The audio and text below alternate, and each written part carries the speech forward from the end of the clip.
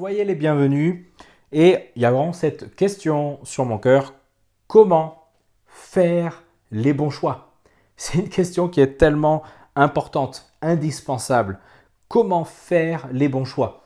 Et je ne prétends pas donner toutes les clés pour apprendre à les faire, mais en tout cas quelques-unes. Et je vais m'appuyer pour cela sur une partie, en tout cas, de la vie de Jacob. Un Jacob que l'on trouve dans la Bible, dans l'Ancien Testament, lorsqu'il est dit le Dieu d'Abraham, d'Isaac et de Jacob, qui sont les patriarches, on appelle les patriarches. Ce sont des hommes qui ont vécu particulièrement avec Dieu, d'où sont issus notamment le peuple d'Israël. Et donc la vie de Jacob, c'est une vie avec plein de péripéties. Et déjà, son nom lui-même est une péripétie directement parce que son nom signifie celui qui trompe, celui qui supplante, celui qui trompe, un trompeur. Et c'est vrai que dès le début, Jacob a été quelqu'un qui a trompé. Il a trompé son frère en lui volant ce qui s'appelle le droit d'aînesse, quelque chose qui existe au niveau des peuples du Moyen-Orient notamment, qui signifie le fait que l'aîné, celui qui était l'aîné, avait des droits en termes d'héritage, en termes d'autorité, de choix au niveau de la famille, parce qu'il était l'aîné. Et il a trompé son frère Ésaü finalement avec juste un plat de lentilles. C'était sûrement des très bonnes lentilles, en tout cas ça sentait bon, il paraît. Et il l'a trompé. Il l'a trompé juste avec cela, il lui a pris le droit d'aînesse. Il lui a ensuite volé ce qui s'appelle la bénédiction. Le père, lorsqu'il mourait, ça a été le cas d'Isaac, lorsqu'il est mort, il a voulu prendre son fils aîné en disant je te bénis. Et le fait de bénir, ça a apporté comme la faveur ou la grâce de Dieu, c'est-à-dire que ça pouvait apporter des bonnes choses. Celui qui recevait la bénédiction du Père. C'était vraiment pour que Dieu puisse protéger aussi sa vie. Et là aussi, il l'a trompé en se faisant passer pour son frère. Et après cela, il a fui. Et justement, on se trouve peu après ce temps, alors que il avait la promesse de Dieu sur sa vie. Et ça nous parle du fait que nous avons la possibilité d'avoir la promesse de Dieu sur nos vies, dans le sens où Dieu nous connaît chacun, et Dieu veut que chacun de nous soit sauvé, que chacun de nous lui appartienne, que chacun de nous ait une relation avec Dieu. Peut-être que tu regardes cette vidéo, et j'ai envie de te dire que Dieu, si tu ne le connais pas, Dieu veut te donner d'être en relation avec lui, une vraie relation.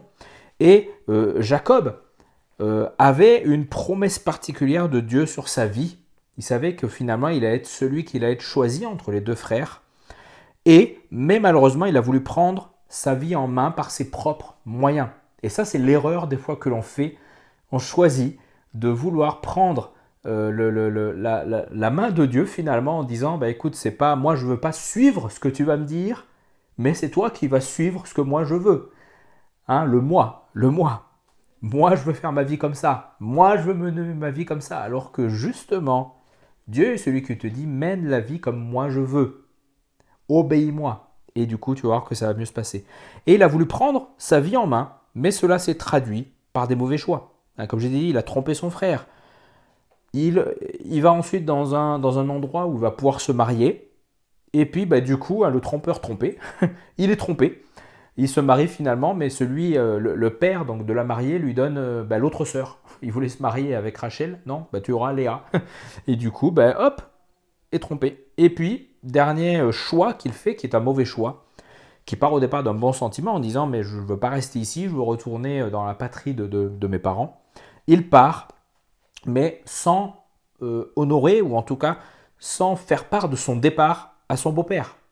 Donc il part finalement, il prend la fuite, sans aucune raison, sans prévenir personne. Et du coup, là aussi, il va mal le prendre. Et puis on arrive à un passage où il va venir, ou plutôt il va entendre dire que son frère vient en face de lui, il est sur le chemin de rentrer vers la maison, il entend ton frère vient, donc Ésaü, celui que tu as trompé, et il vient avec 400 hommes. Et là, il va commencer à avoir peur en disant ouh là là là là là là, qu'est-ce qui se passe? Et en fait, dans cette rencontre, qu'est-ce qui va se passer? Et ça va être vraiment notre clé ce soir de comment faire les bons choix. Genèse 33:10 nous dit Jacob répondit non, je t'en prie. Donc on est là au moment de la rencontre. Jacob va se prosterner devant son frère Ésaü, son frère aîné. Non, je t'en prie, si j'ai trouvé grâce à tes yeux, accepte ce cadeau de ma part. En effet, je t'ai regardé comme on regarde Dieu et tu m'as accueilli favorablement. Et là, ce qui m'intéresse, c'est je t'ai regardé comme on regarde Dieu. Et en fait, ce qu'il est en train de dire là, c'est que je te regarde. Et en fait, quand je te regarde, Ésaü, je regarde Dieu. Et en fait, ça nous remonte un passage avant.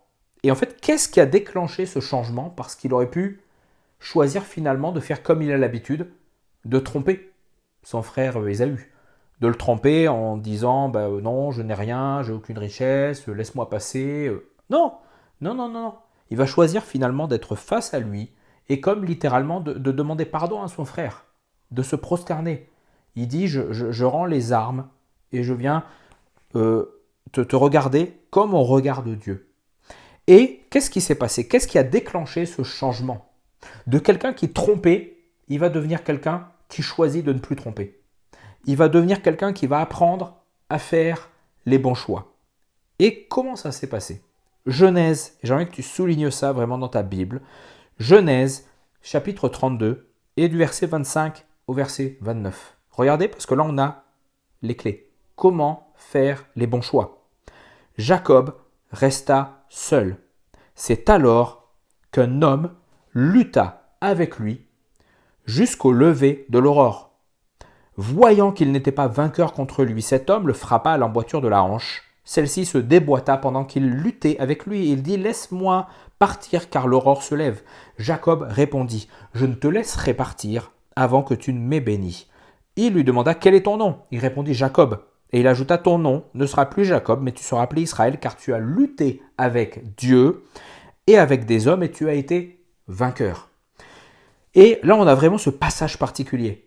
La première des clés, Jacob resta seul. Il y a des moments où pour que tu fasses les bons choix, il faut que tu restes seul. Rester seul, c'est prendre ce temps d'intimité où tu vas choisir de ne pas écouter tes pensées. Tu vas choisir de ne pas écouter des fois des conseils qui sont des mauvais conseils, mais tu restes seul.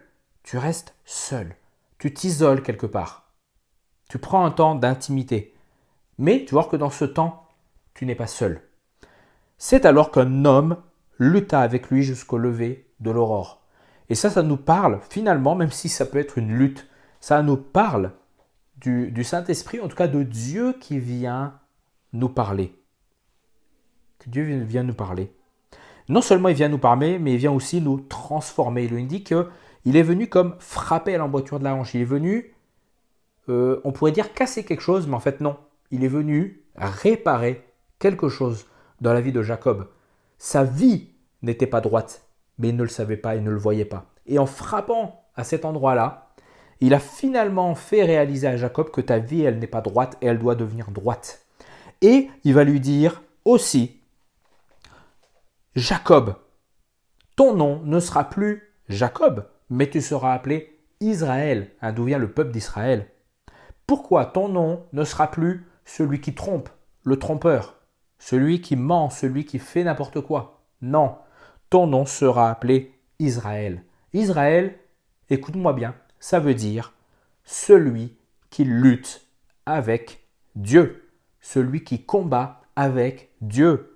Dans ce temps où tu penses être seul, dans ce temps où tu t'isoles, j'ai envie de te dire que tu n'es pas seul.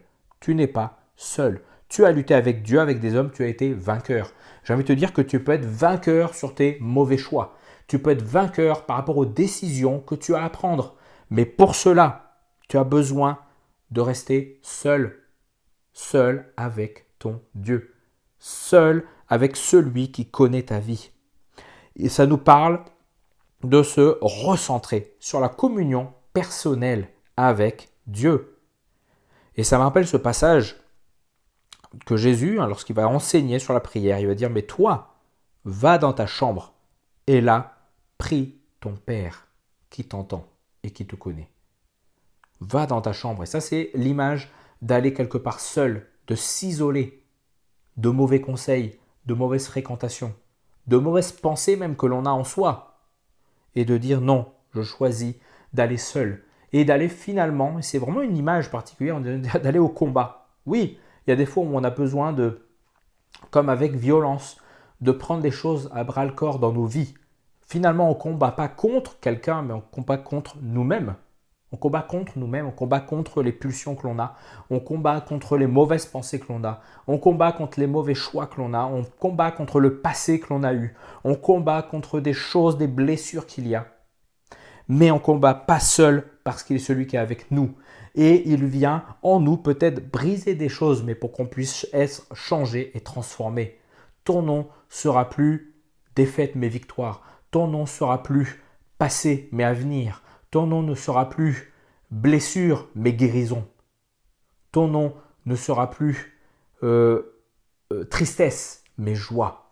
Et j'aimerais vraiment t'encourager dans ce temps à réaliser ce face-à-face que Dieu veut que tu aies.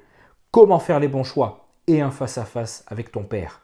Comment faire les bons choix en réalisant que ce n'est pas en essayant de faire par toi-même. Jacob a fait selon ses propres sentiments. Il est parti droit dans le mur. Jacob a choisi de faire comme il l'entendait. Il est parti droit dans le mur. Jacob, à ce moment-là, s'est dit « Non, ça ne peut plus continuer comme ça. Je choisis plus de tromper, mais je vais m'isoler parce que là, je n'ai plus aucune solution et je veux changer. » Et j'ai envie de te dire qu'il y a vraiment cette volonté « Je veux changer. » Et j'ai envie de terminer par cela.